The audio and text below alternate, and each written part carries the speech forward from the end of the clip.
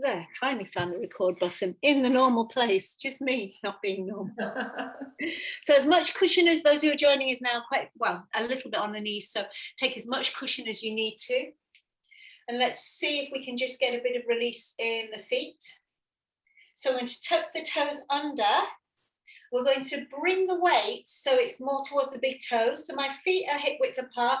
My knees are being quite strictly kneecaps under hip bones, rather than a wide kneeling position, if possible, for alignment.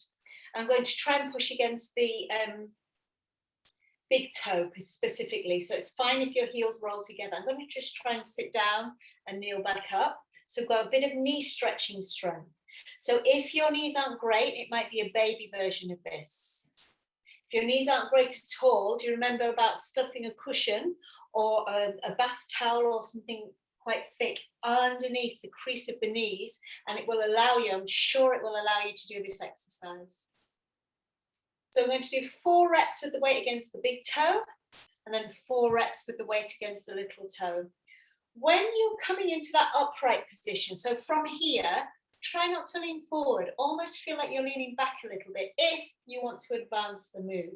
So we strengthen and stretch. This is a little different to cliffhanger because we're allowing the bum to lower all the way down. And once again, you're pushing your heels outwards slightly now. See how I leant forward? Did you see it? Tell me off. I'm going to stay with a little bit of knee strengthening and stretching. So weight right in the middle of this. We're going to sit back and hold if you can. We're going to try and tip back and forward. So we can come forward. We can bring the arms in if you want to squeeze the shoulder blades together. In this position, we're trying not to round the back. So what I want you to do is pull the shoulder blades together and lift the tailbone up. So it's a bit like a waiter's bow.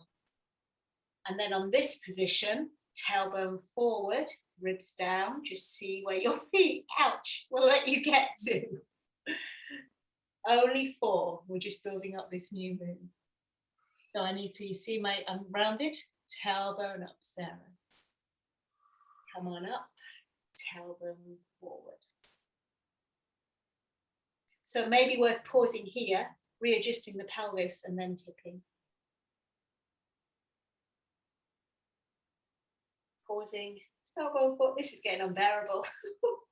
So if this is really unbearable, get your cushion underneath here, so there's a little bit less pressure of body weight against your feet. So you can push against the cushion and that will assist a lot. Cushion, pillow below. Last one. Okay, coming onto your hands and knees. So, release the feet. Can't feel them. So we're going to try and get from that plantar dorsiflexion into plantar flexion. So this is where we're pointing our toes basically, and we're trying to get as flat through the foot as we can. I'm going to try something just as similar. So knees under hips. Remember, if you can't get your feet flat, so your ankles are flat to floor, then get the cushion underneath the ankle. So we're going to sit forward and back. And we're going to push into the legs more and more. You might even be able to feel the weight of the knees not as tense against the floor. So I'm pushing against my feet, and the idea is to eventually do it with the knees slightly lifted. Ooh. Careful, careful. So you build up to it very slowly. So I've done lots of warming up. I've just done the tone class. And for some reason, my body is, well, I did quite a different diet yesterday with very, very different style carbs. My body feels amazing today, I can't tell you. Might be a one-off, it might not. So I'm just pushing against the foot as much as possible and putting less and less pressure on my knees. Up to 4 of your top pressure, but go slow. Ooh, strong.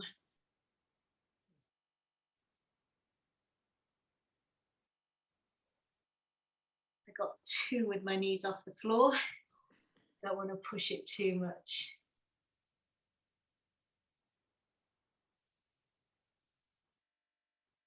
Next bit of knee mobility. So we'll start here And we're just going to gently roll the hips. If we bring the knees together, and once again, knee cushion if you like, roll the hips left to right. And we're going to try and do it with more and more weight on the knees. So this might be enough for you. We're just allowing the hips to push one way and then the hips to push the other way. I'm trying to work with a little bit of a tailbone down, cat curl. And then you start to explore whether you can get all the way to floor or not. So set it as if you're just about to set up for mermaid.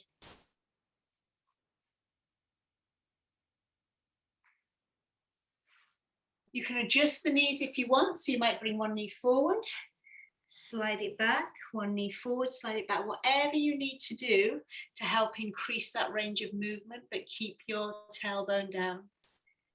You don't need to have the knees together.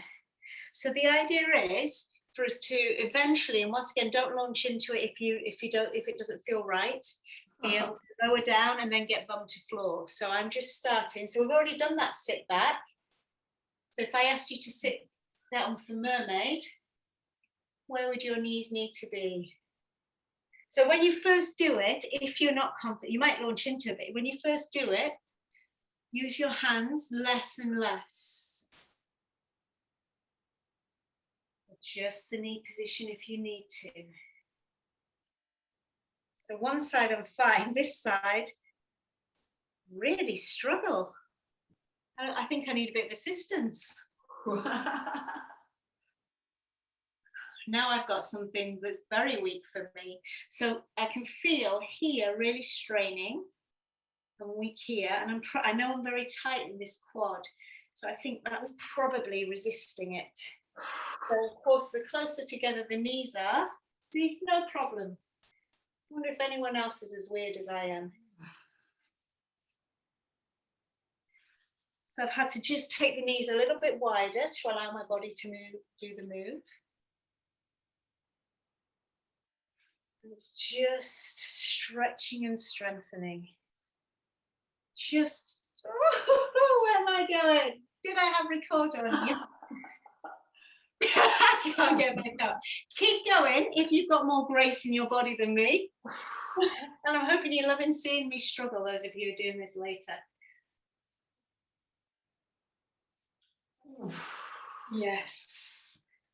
Okay, let's come off the knees. Give them a little bit of a stretch out. So, working with the straight leg, pull your toes towards you, point them away. Just pull them in and point them away. Spine is long, tummy is pulling up. Footwork, foot stretch. We make the work harder by doing it with the leg off the floor and pushing the chest forward. Well, we push the hip bone forward, so we roll forward from the hips. So can you see the difference from chest to me rolling onto the front of my sit bone? So maximum stretch, maximum pull. So we've got 4 with the foot parallel, and then 4 with the knee parallel, the kneecap to ceiling, 4 with the kneecap pointing one way, and 4 with the kneecap pointing the other way. I'm going to breathe in and out, and then back to ceiling. In and out. Rotate. In. Stretching and strengthening. One more sequence if you can bear it. Foot can be on or off the floor. If you can't have the foot off the floor, what about pushing the leg as hard against the floor as you can bear to activate similar muscles but not fatigue in the same way? You might need to slow it down. You might need to support your back if your core is fatigued. And then we do it all on the other side. I'm not sure what that foot was doing. It's totally its own thing. So we have one knee bent. Roll forward onto the front of the sit bones. You can assist with your arms, especially if your hamstring's tight, because that'll make it harder to lift. 4 dorsiflanters. Breathing in for 2. That's what works for me. And out for 2. Kneecap rotates to the side.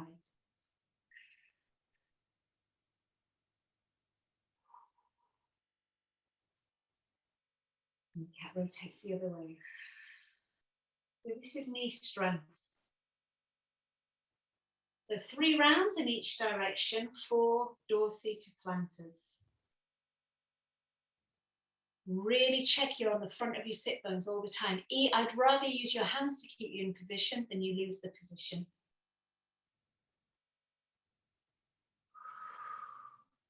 Keep pulling upwards with your lower tummy muscles, whether you're using your hands or not.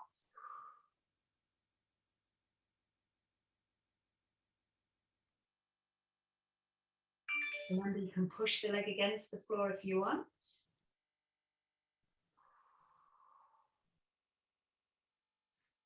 Depends how strong a stretch you want. So definitely gone into the legs.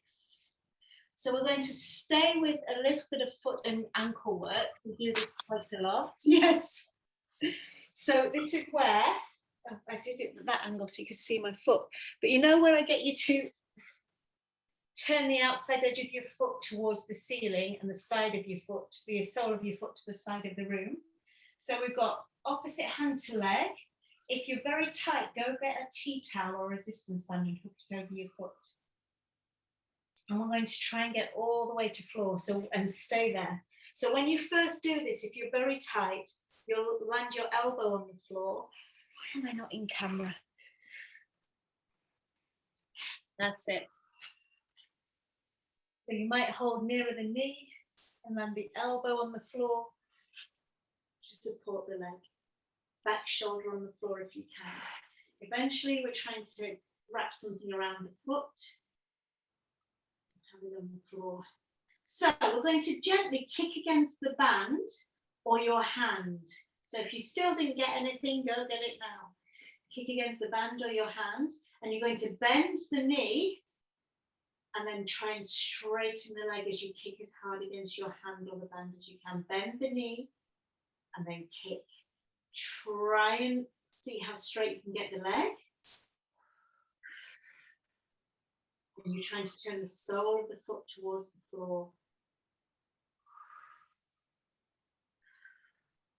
If you can, look away from that outstretched leg.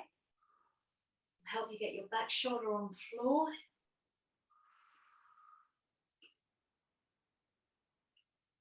We've got 12 of these. I think this is about 8 for me.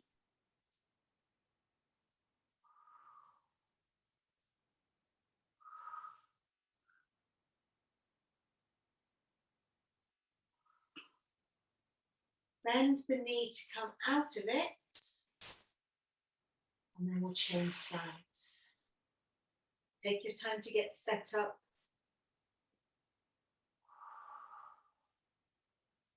You might land elbow to floor, arm out behind you. You might have this knee bent anyway, the leg might not straighten.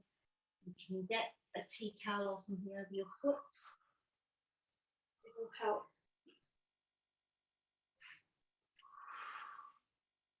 I had a resistance band, but I think you know what I mean. If you didn't, demoed with my handy jumper, use anything.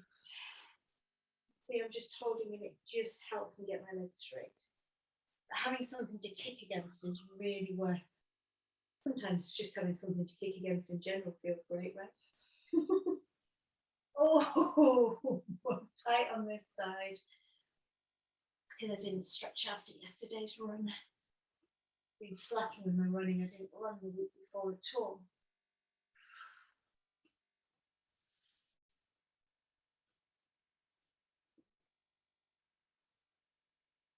Wow.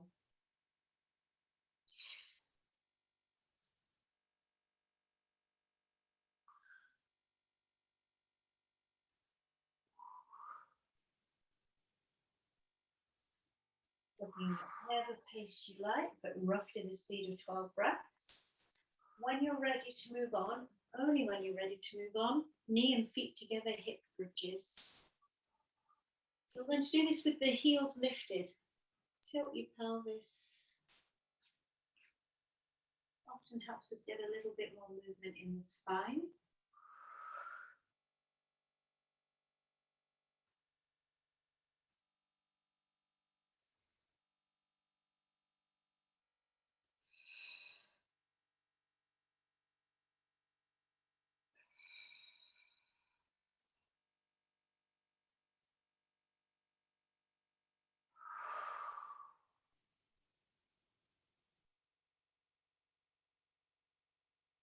Now let's do 4 more. Really give your bum a good squeeze each time you get to the top. So maybe pause, tilt your pelvis as much as you can, squeeze your bum as hard as you can, and then lower. Remember, you're lifting your tailbone and the next vertebrae and the next one and the next one. You're making sure you land your bra strap, then your lowest rib, then the lower back, and then the bum, and then the tailbone.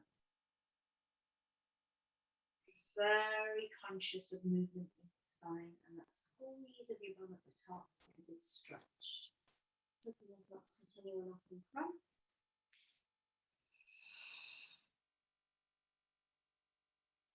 We're going to work on a bit of a hip flexor stretch now.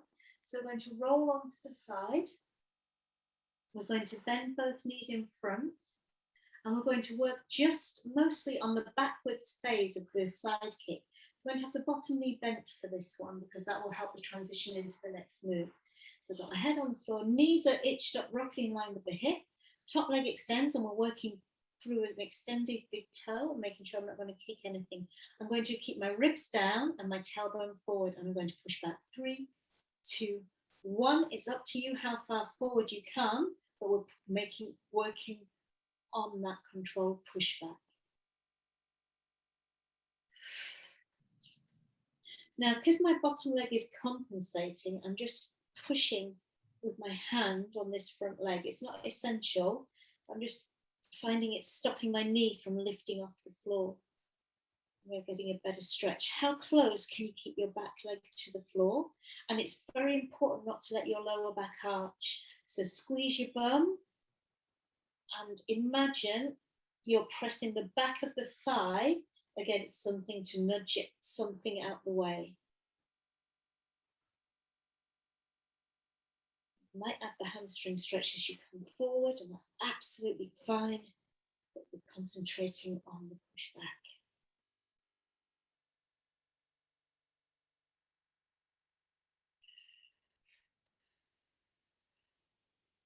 Let's go for 2 more.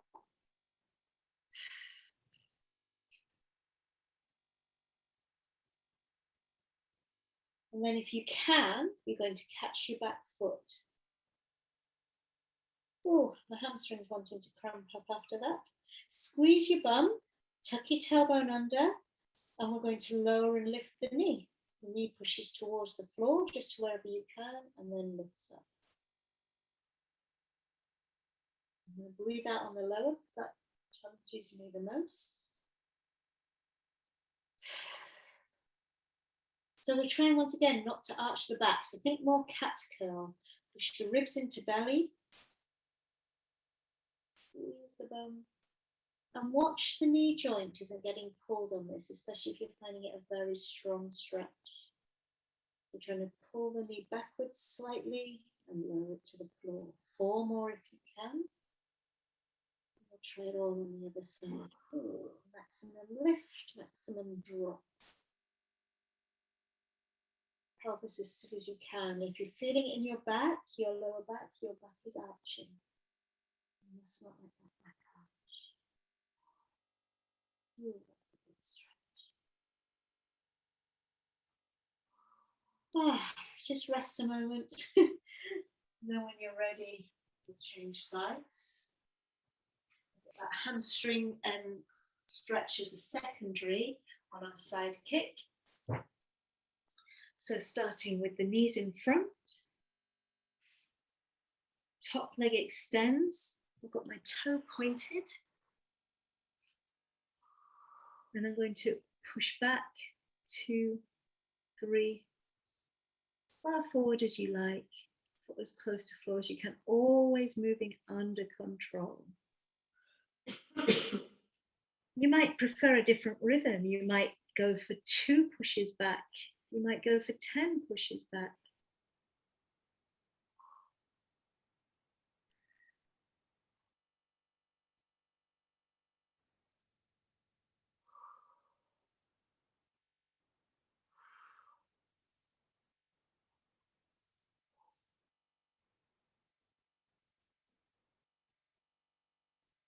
So true Pilates form, which I didn't coach on the other side, would have a tiny lift of the waist.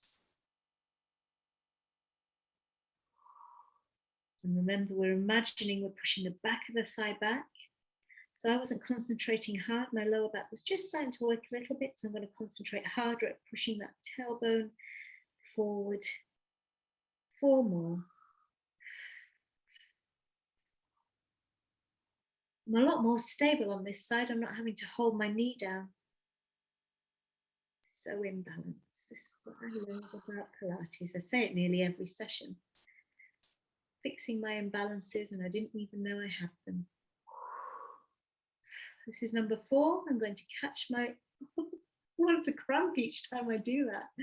Feel free to shake it out if you're going to cramp. I'm going to catch my foot. I try and eventually pull the knee back. It might not be ready for that, and make sure that the ligaments around the knee are not in pain as you're going up and down. So just ease into it, trying to get a quad stretch and maybe a hip stretch. Squeeze the bum. Gently does it, because if you're tight in your quad, it will start pulling on the knee. Tuck the tailbone under. Maybe gently kick against the hand.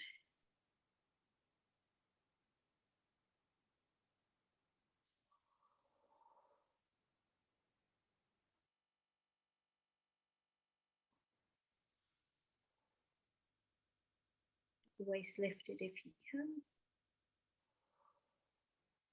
Let's go for 4 more. How close to floor can you get? And then if it feels good, how high can you lift? How far back will the knee go?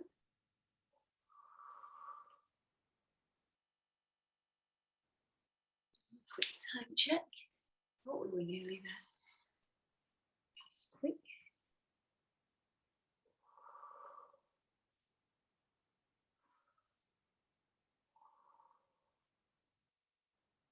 I thought we'd just finish with a bit of release for the back. If you come onto your back and take some knee circles when you're ready. So this is where you're trying to press the muscles of the back into the floor. Just work through the muscles. The further away the knees go, the lower down your back, right towards your coccyx you'll get. Nice and slowly, and really push into the floor, the back. And make this knee circle as big as you like.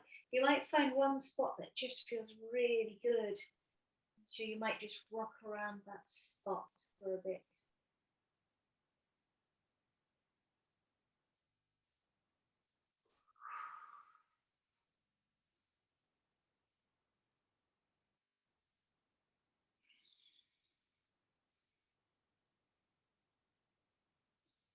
And then change direction.